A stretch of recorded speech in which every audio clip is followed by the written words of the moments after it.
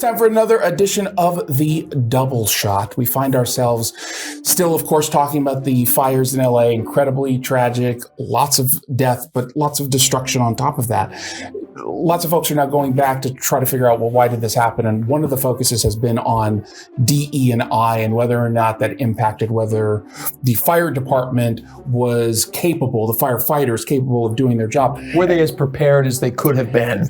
There's one video that has resurfaced from a few years ago with an assistant chief there who said this. You want to see somebody that responds to your house, your emergency, whether it's a medical call or a fire call, that looks like you. It gives that person a little bit more ease, knowing that somebody might understand their situation better. Is she strong enough to do this? Or you couldn't carry my husband out of a fire, which my response is, he got himself in the wrong place if I have to carry him out of a fire. Now, I call 911 because of an emergency. I don't need a good-looking Jew to come save me. They don't have to look like me. No, they don't. I just want them to be qualified.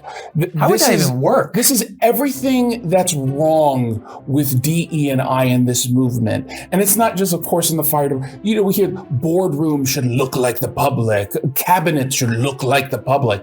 It should look like qualified people, regardless of whether or not they check off some identity that you say, we need a gay, we need a trans, we need a Jew. Like, they'll never say that about the Jews. We need an Asian. No, actually, they won't say that either. We need a Latin X. Like, that's so demeaning and racist. You're tokenizing people. But ultimately, even if they were qualified, you're telegraphing to everybody the only reason you picked them was because of this identity. Also, if they get what they want, and you do start hiring people based on these factors, how does that even, so like if I'm calling 911, I just want them to get there as quickly as possible. I've never called 911 when it's not like an emergency. Mm-hmm. It's generally, I'm not just calling to chat.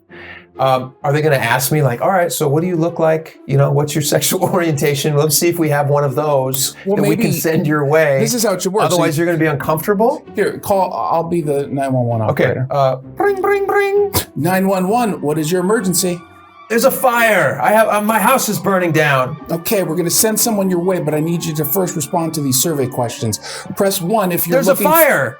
There's a fire. Shut up. I'm trying to get someone your way. Okay. Press 1 if you're looking for a white male.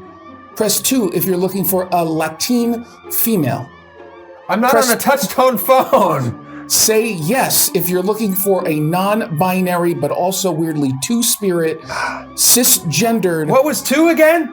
2 was the Latin. Repeat the last. Do you want a Latina? I'd like to speak with a person, please. No, I am a person. Oh, you're a person. Yeah. Okay. And there are other calls. Are there other? Because I'm taking so long on this, and all the other operators are as well. Can you roll through them again, real Would you quick? like a Jew?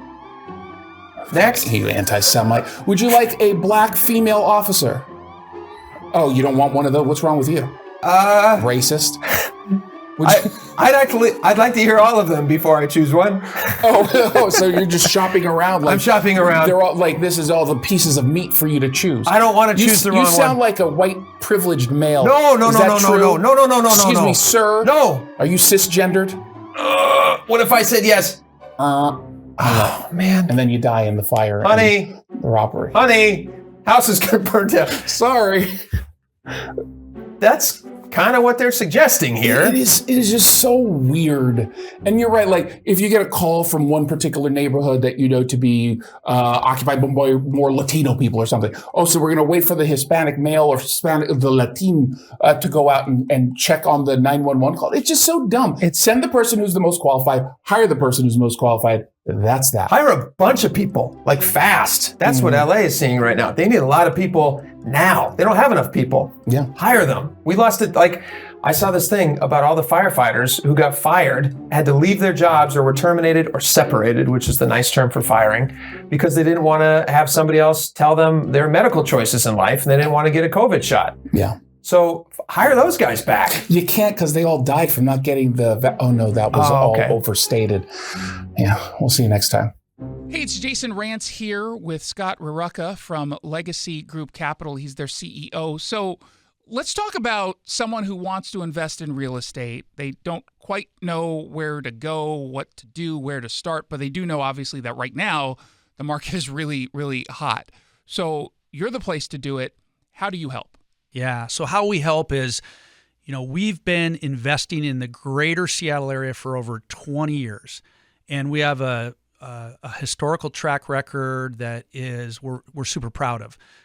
Double-digit returns over time with no investor losses. And if you can find somebody else out there that's done that, you should probably talk to them. And how we really do it is we're lending on real estate, and we're also acquiring real estate and building it and developing it. All those things come out of a fund that people invest into. So there's lending and there's acquisition. And then we share in profits with all of our investors on both those activities. Jason, most people can't do that on their own. They're not going to go develop properties. They're not going to go be a bank and lend money. But they can jump in with us and they can be that developer and they can be that lender, but it's underneath our umbrella with a 20-year track record that's unparalleled to anything that you'll find out there. We've been told that we're one of the best kept secrets in the Pacific Northwest. I don't want it to be a secret. I want everyone to know just about what it is you do. The Legacy Group Capital family of funds offer short-term 90-day investments at 7%. Longer-term investments, they've averaged double-digit returns. Just go to legacyg.com.